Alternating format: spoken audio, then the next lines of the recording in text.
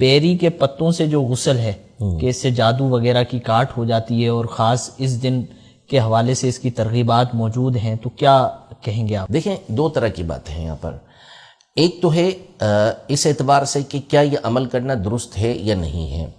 تو یہ عمل کرنا بالکل درست ہے، اس میں کوئی حرج نہیں ہے.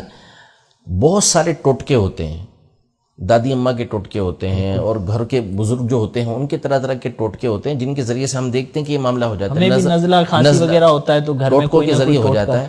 اسی طرح نظر ہوتی ہے تو نظر کے لیے کتنا زیادہ یہ لوگوں کو معلوم ہے اور اس کے تجربات ہیں.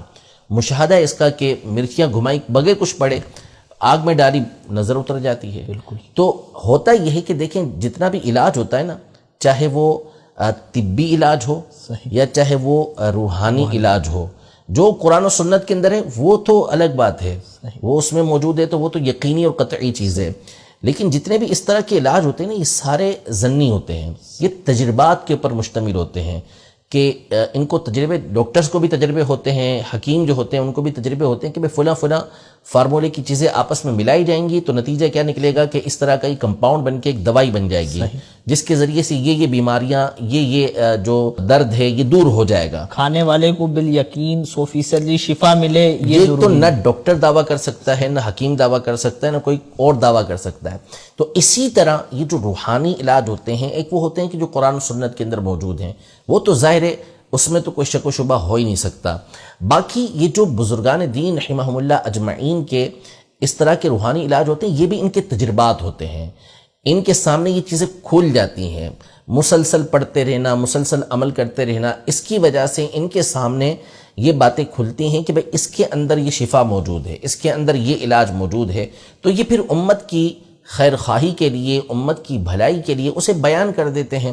اب اس کا تجربہ ہوا کسی بزرگ رحمۃ اللہ تعالی علیہ کو، انہوں نے آگے بیان کر دیا کہ بھئی اگر کوئی ان پتوں سے نہا لیتا ہے تو پھر اس صورت میں سارا سال اس کی جادو سے حفاظت رہے گی. تو انہوں نے جب یہ دیکھا تو پھر آگے بیان کر دیا اسے. تو ان کے بیان کرنے پہ اگر کوئی عمل کرتا ہے تو کوئی اس میں حرج نہیں ہے. کوئی نہ اس کو فرض سمجھتا ہے، نہ کوئی اس کو واجب سمجھتا ہے، نہ کوئی اس کو سنت سمجھتا ہے، نہ اس پر کوئی عمل کرنا لازم قرار دیتا ہے، نہ کوئی اس کو مستحب بھی نہیں سمجھتا. فقط اس کو جائز سمجھا جاتا ہے کہ جو ایسا کرے گا اس کے لیے ٹھیک ہے، کوئی اس کے اوپر گناہ نہیں ہے. ظاہر ہے کہ اگر کوئی نہا لیتا ہے تو اس نے کیا کیا؟ اس نے کوئی جرم تو نہیں کیا نا، اس نے غسل ہی کیا ہے بیری کے پتوں سے کو ابال کر، تو اس کے نہانے میں اس کے جسم ناپاک کر دیا ہو، ایسا تو نہیں ہے. تو اس پہ تان و تشنیع کسی طرح کی نہیں ہو سکتی. دوسرا یہ کہ بعض لوگ پریشان ہو جاتے ہیں کہ نہیں عمل ہو سکا یہ، تو گویا کہ کوئی ایسا کام ان سے چھوٹ گیا کہ جو چھوٹنا نہیں چاہیے تھا. تو ایسا نہیں ہے، یہ کوئی فرض و واجب نہیں ہے کہ ایسا آپ نہیں کریں گے تو پھر اس صورت میں آپ کو یہ گناہ ہو جائے گا یا آپ کے ساتھ واقعی جو ہے وہ کوئی جادو والا معاملہ ہو جائے گا. تو ایسا نہیں ہے. یہ ایک ٹوٹکا ہے، ایک عمل ہے جس کو بزرگوں نے دیکھا، مفید سمجھا، آگے بیان کر دیا. عمل کرنا اس پر درست ہے.